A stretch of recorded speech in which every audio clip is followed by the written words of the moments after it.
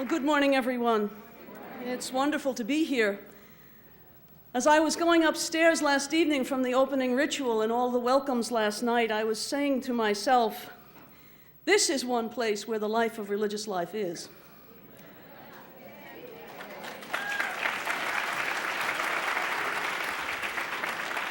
And it's really a delight to be with you. And I want to thank Paul and the planners of this convocation for the invitation to spend these days with you and to share some thoughts on the theme of the assembly, Fidelity to Jesus, a Paradigm of Hope.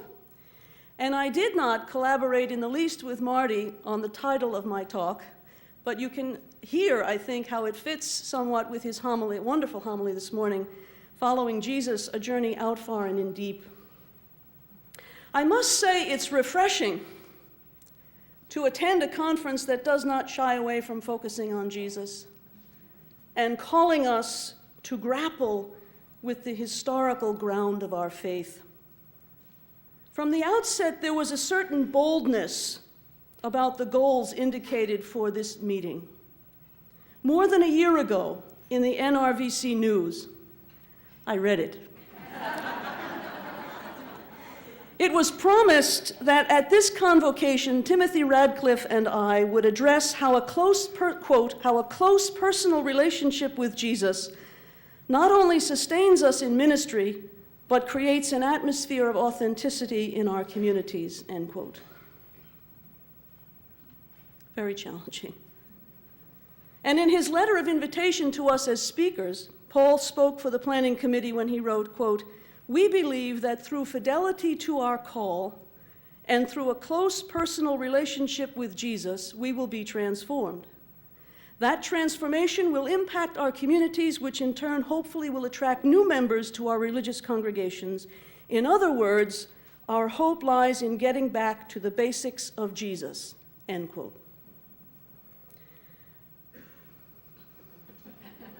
Not as simple as it sounds. I have to confess that I would have found it a lot easier had the theme been Fidelity to Jesus Christ, or Following Christ, a Paradigm of Hope. Then I could have avoided some of the sticky questions plaguing us today. Questions such as, who is Jesus and what did he stand for? Does the maleness of Jesus lock the Christian tradition into patriarchy with not much hope of being freed from it? How can an historical person, Jesus of Nazareth, be or become the universal savior of all peoples and of all created reality from the Big Bang until the end? Somehow I feel if we had started with Jesus as the Christ, I could have presumed a lot. I could have coasted on into wisdom language, Jesus as the personification of the feminine face of God, or mystical universality, the created world as the body of Christ, and so on. And it would have been lovely. But here we are faced with the challenging theme, Fidelity to Jesus. I surmise that most of us, when we use the name Jesus, intend to refer to the one whom John Maher and Luke Timothy Johnson call the real Jesus. That is, the glorified Jesus who sits at the right hand of the Father, is present to us in the Spirit, is mediated to us through the Scriptures and tradition, and experienced by us in prayer, liturgy, and our life of discipleship.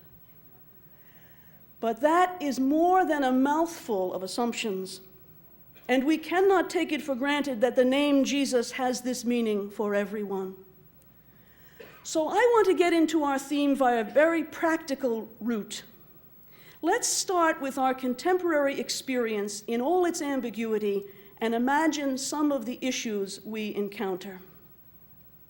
As just an aside, in the short time we spent together last evening, different speakers mentioned the polarization within the church, and they related that to your difficulties in your work as vocation directors. We are all aware of the divisions in our world.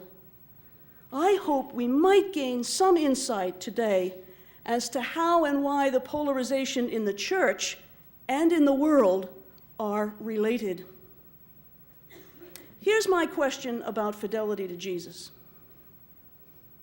Hearing from Christians in our society and world today, are we not saturated with irreconcilably different opinions as to what constitutes fidelity to Jesus? Irreconcilably different positions as to what fidelity to Jesus means. How is it that such a diversity of political and social convictions as we experience today can arise from believing that one is being faithful to Jesus?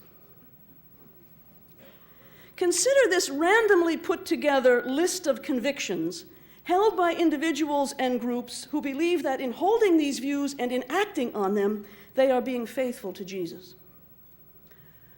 Opposition to homosexuality as a disorder of nature is an opinion held by some feeling they are being faithful to Jesus. Conviction based on an understanding of the complexity of human sexuality, that gay persons have the full rights, benefits, and privileges of all human persons in terms of social relationships, health care, partnering, marriage, religious life, and so forth.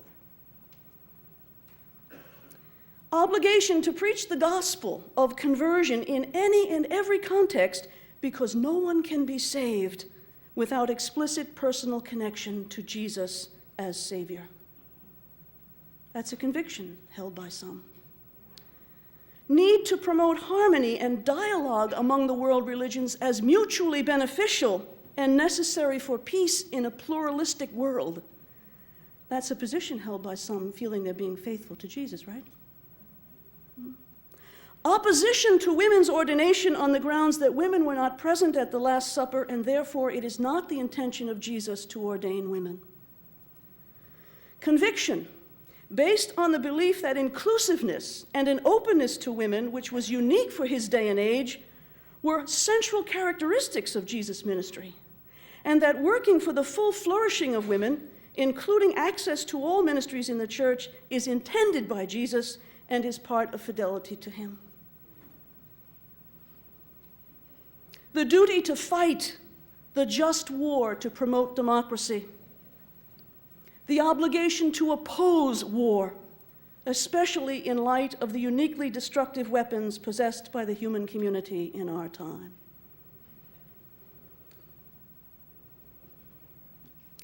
I could go on, as could you, I am sure. These convictions concerning what actions and beliefs flow from fidelity to Jesus are not reconcilable. One has to decide between and among them. How does one decide? On what basis does one decide? Who is Jesus that we may be faithful to him? And how do we know Jesus? These are the concerns I would like to address in my time with you today. Who is Jesus? How do we know Jesus? What does it mean in our day to faithfully follow Jesus? What kind of a journey is it? What you will not see in the written text, as it eventually comes out, is that I was really angry preparing this talk. I wanted to write these talks and get on with it, and I couldn't do it, so personally challenging was this topic. I had too much to do, I thought to myself, in my ministry as provincial to be worried about what following Jesus means.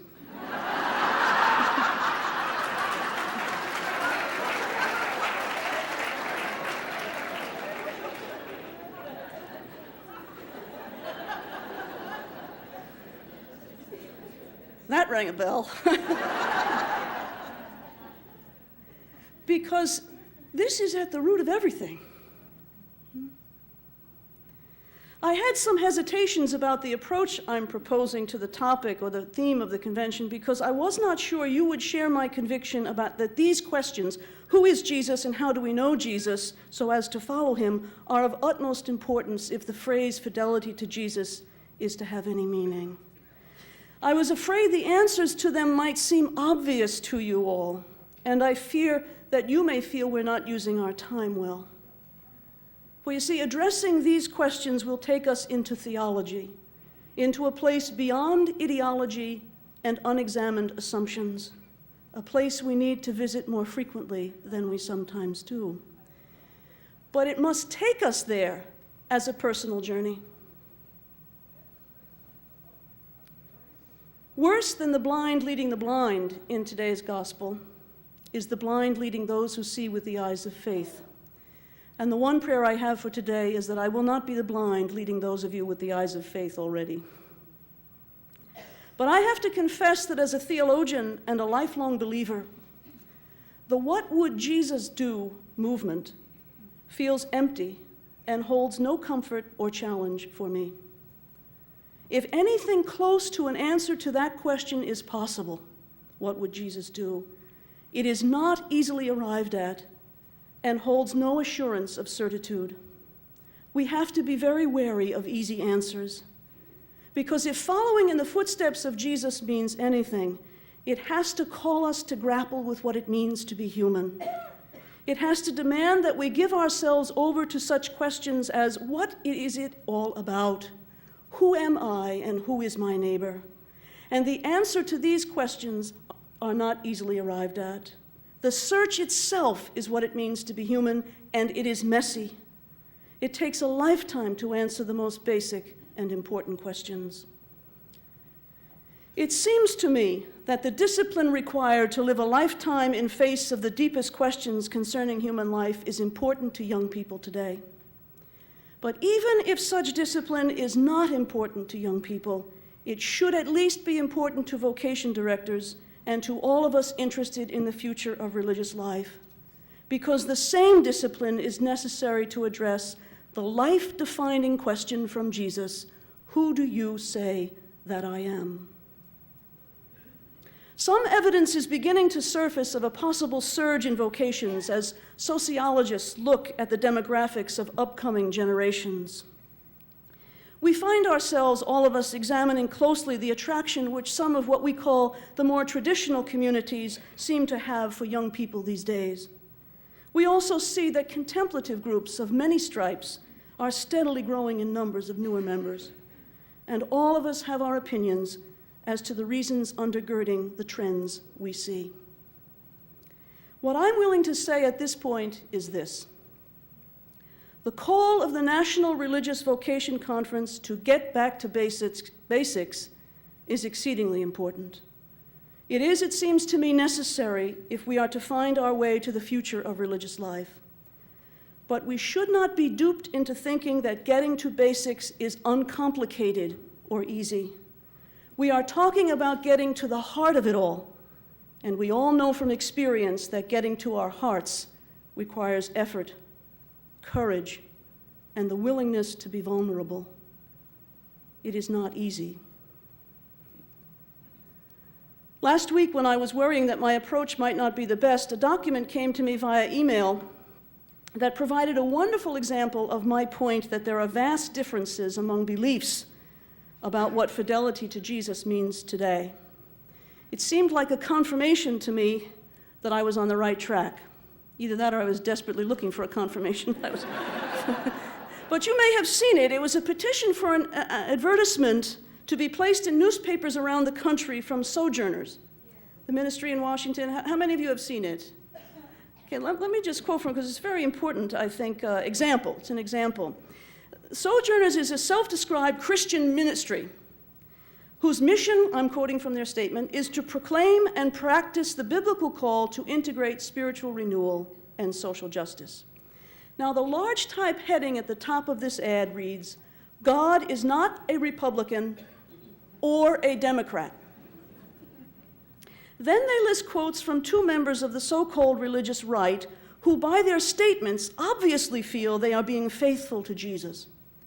First, Jerry Falwell is quoted from the New York Times in July of this year as saying, "It is the responsibility of every political conservative, every evangelical Christian, every pro-life Catholic to get serious about re-electing President Bush." And then Pat Robertson, as reported by the Associated Press in January of this year, said, "I think George Bush is going to win in a walk. I really believe I am hearing from the Lord. It's going to be a blowout election in 2004. The Lord has just blessed him. It doesn't make any difference what he does, good or bad.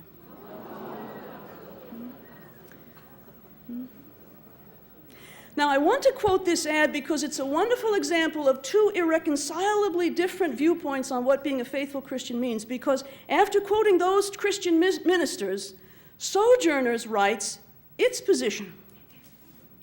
And I'm going to quote that. Quote, "These leaders of the religious right mistakenly claim that that God has taken a side in this election, and that Christians should only vote for George W. Bush. We believe that claims of divine appointment for the president, uncritical affirmation of his policies, and assertions that all Christians must vote for his re-election constitute bad theology and dangerous religion.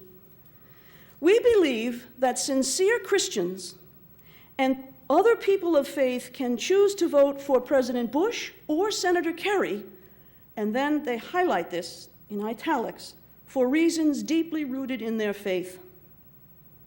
So that, out of conviction that you are being faithful to Jesus, or reasons deeply rooted in your faith, sincere Christians can choose to vote for either President Bush or Senator Kerry."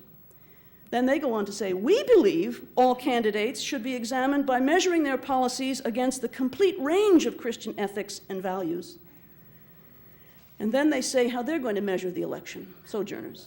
They say, "We will measure the candidates," and here's their list, "by whether they enhance human life, human dignity, and human rights, whether they strengthen human family and protect children, whether they promote racial reconciliation and support gender equality, whether they serve peace and social justice, and whether they advance the common good rather than only individual, national, and special interests," unquote. That final paragraph just quoted gives Sojourners' list of what constitutes fidelity to Christian responsibility. And I am aware that the United States Conference of Catholic Bishops also has a marvelous document out, The Challenge of Faithful Citizenship, in which they articulate that the election should be decided based on Catholic social teaching. Where do these lists come from, and how do we assess them?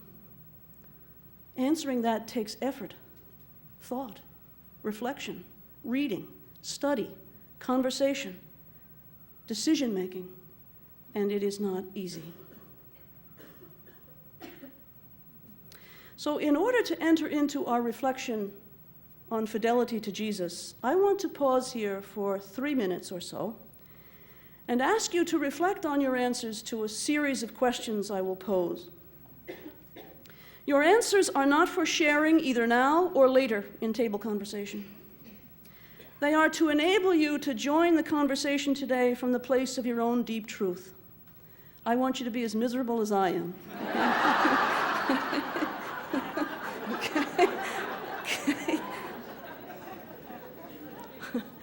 I'm going to read the list of questions twice, but please take only one or two of them. The one or the other that grabs you, seems to move you or challenge you, or identify where you are and where your questions are. And then I'll give you a few minutes to reflect quietly and perhaps take some notes for yourself. And I ask you to use those reflections, that place where you really are, as a focus for what follows today.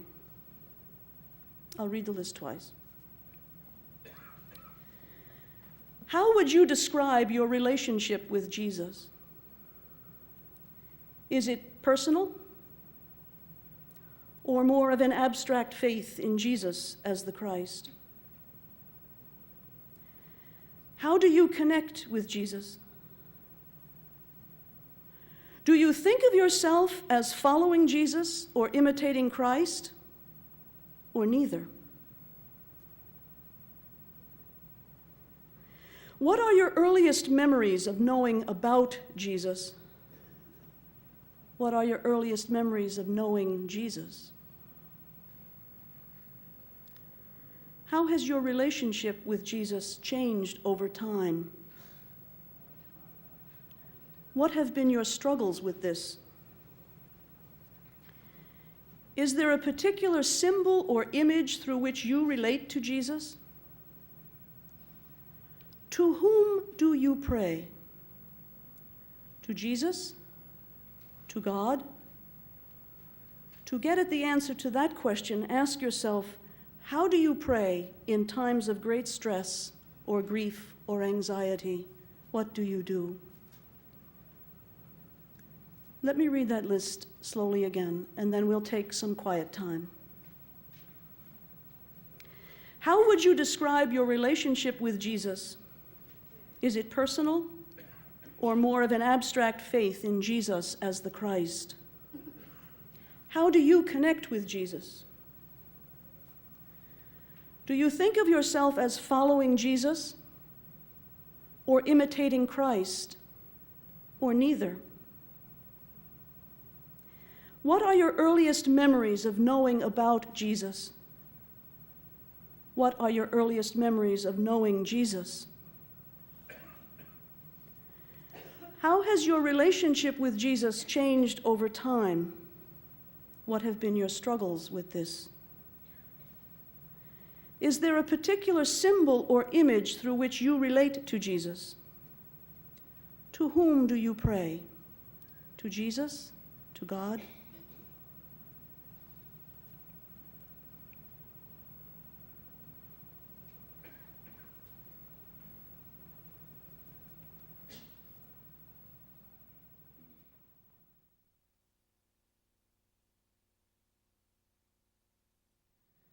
The question, who do you say that I am, has been around since the earliest followers of Jesus.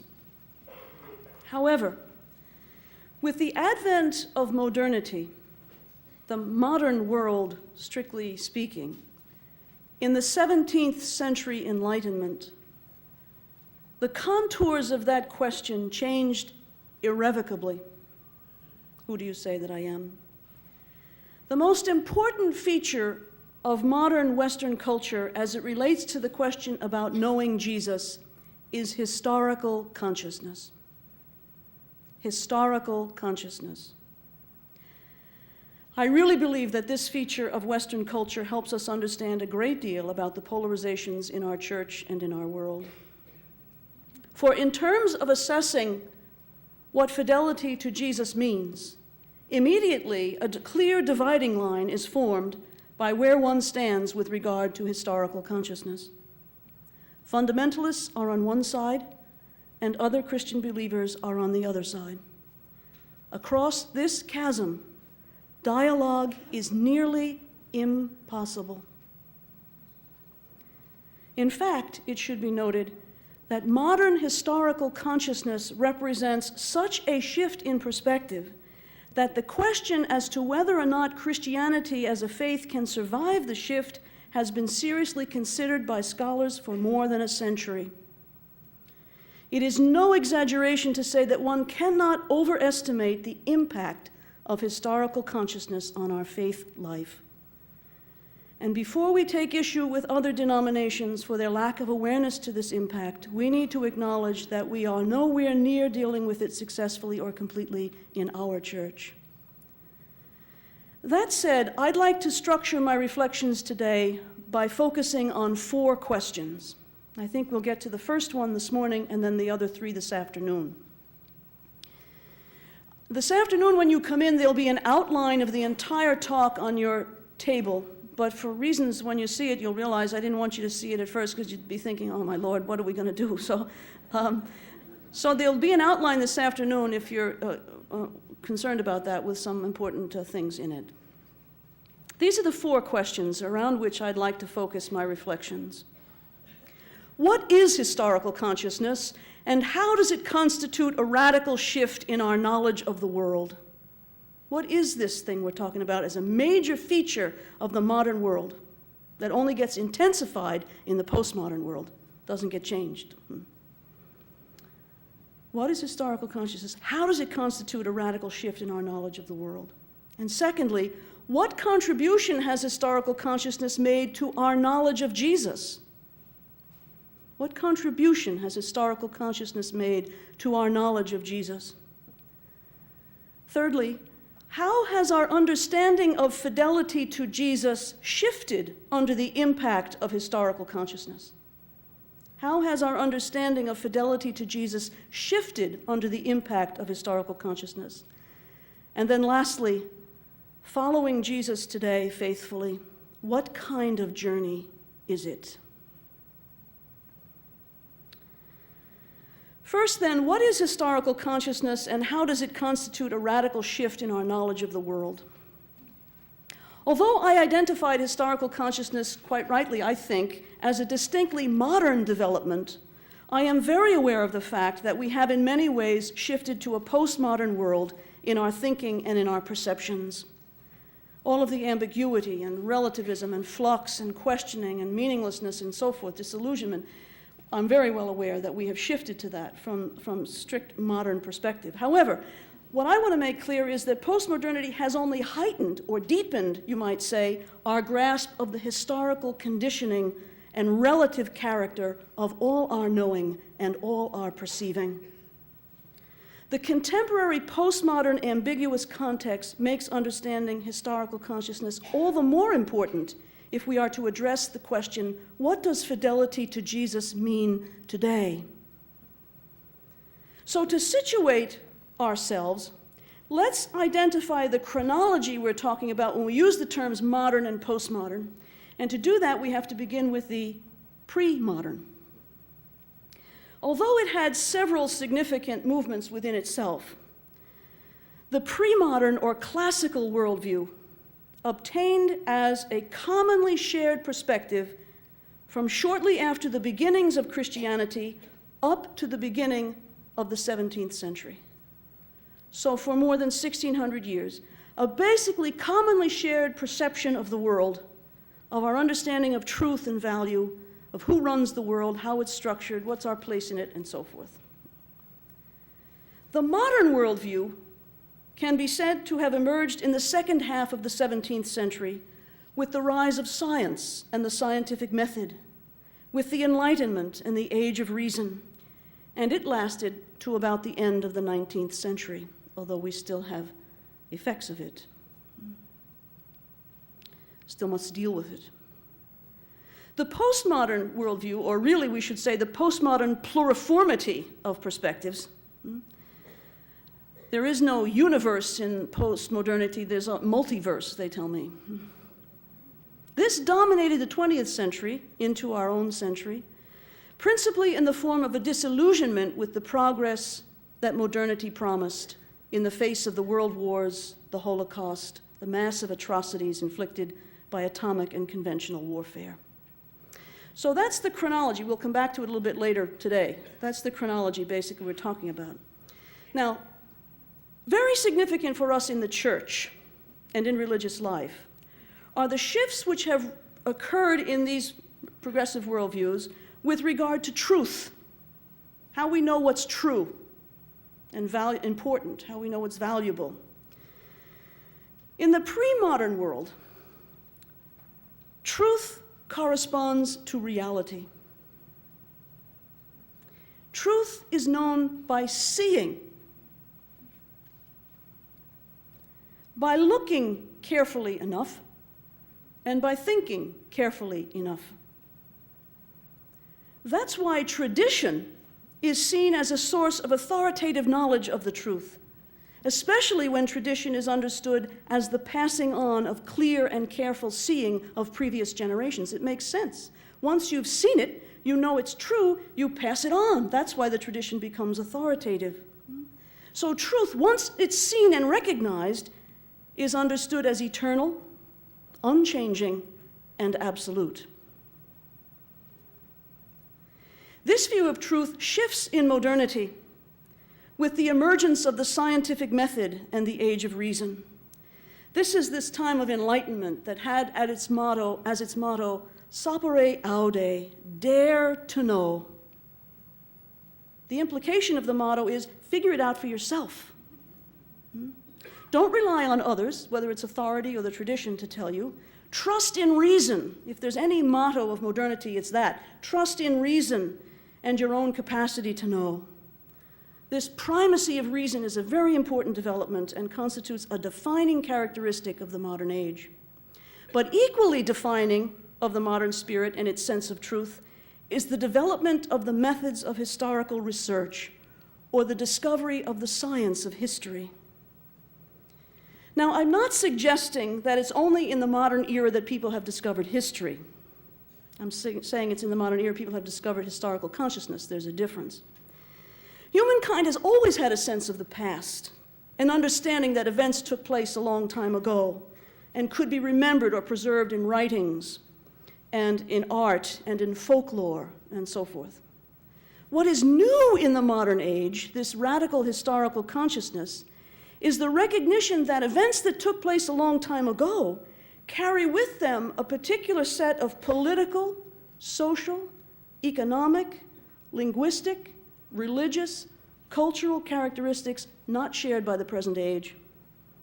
In other words, truth in the modern worldview is recognized as historically conditioned. Let me try to give an example.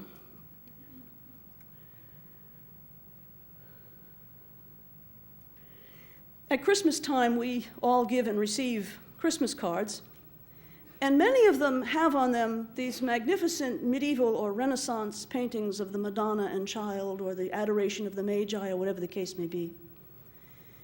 And what we notice about some of these is the magnificent medieval or Renaissance regalia in which Mary and Joseph and the kings are clothed. Now, it's not that the artists who painted those did not realize that the birth of Jesus took place a very long time ago. But what's not recognized in placing Mary and Joseph and the kings in that dress is the difference in the historical, political, religious, cultural, linguistic characteristics of the time of the birth of Jesus as they differ from the time in which the artist is living. My God, that recognition, we have not recovered from that recognition, you see? Think of the implications for this of our understanding of religious truth. When we read the Bible, for instance, we cannot read it as if it were written yesterday in contemporary English or French or whatever the case may be. Rather, we must recognize that it was written in another historical time and period with different cultural, religious, social, political, and linguistic characteristics, very different from our own. To understand what it means now, what it could possibly mean now, we have to try to grasp as much as possible what it meant then. There is a task imposed on us. And here's where this relates to, I think, the polarization in the church and in the world. There's a task imposed on us when we encounter the other. Whether that other is a text from a different world and time of our own, or whether that other is a person today from another culture. There's a task imposed on us. We must build bridges across the differences if we are to link the different horizons of understanding and of viewing the world and of living in it. Polarizations in our church and in our world come from the refusal to build those bridges of understanding, of mutual interpretation, of getting to know the other. As I mentioned before, I want to emphasize again, it is very difficult to overestimate the impact of historical consciousness on our faith life.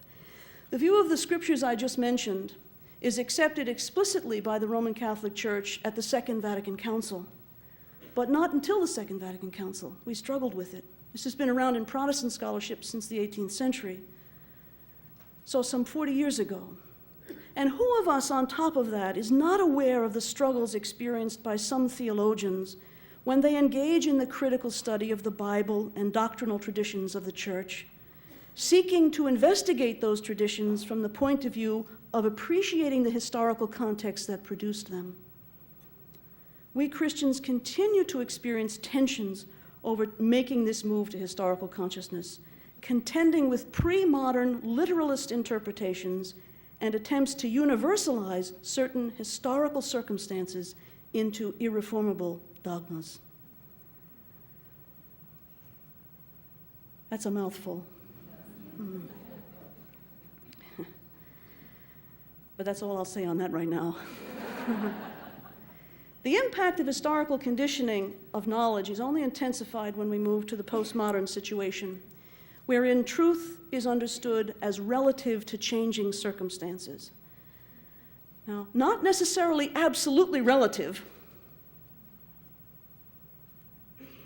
but relative to changing circumstances. Some of you who shared in the RFC experience last year will remember these two examples I'd like to give of this, because I did refer a little bit to historical consciousness then. But they're very good examples, and I'd like to share them again. Consider the reply that would be given today to someone who says clearly, 2 + 2 = 4. And that is so absolutely and unchangeably.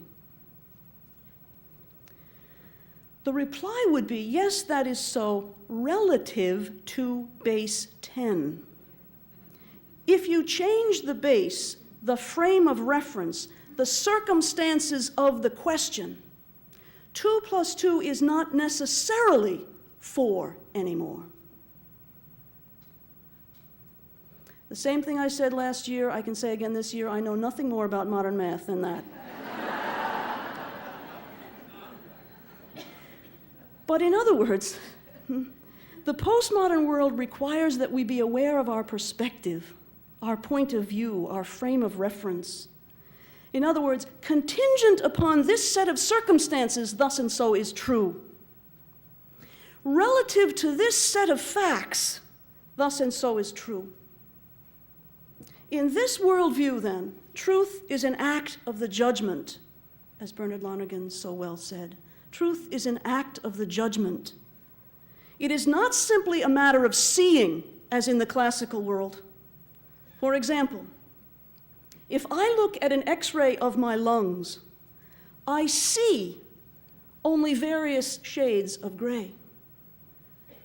However, if a trained technician looks at the same X-ray, from her perspective, she is able to recognize, to know, whether my tissue is healthy or diseased.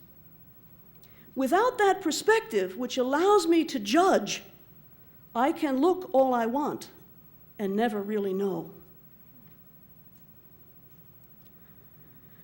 Now that's a lot said. In the modern and postmodern world, we're a long way from the classical or pre-modern worldview, because we grasp truth not as eternal, but only in the context of our historical perspectives. We grasp truth not as unchanging, but as mutable, not as absolute, but as relative to changing circumstances. What is the result of this view? What has us all in a knot? What is polarizing us? Relativism and pluralism. That's what's consequent upon this view of truth, upon the move to modernity and postmodernity. We live in a pluralistic and relativized world. And what do we have a most difficult time with in our church and in theology today? Relativism and pluralism.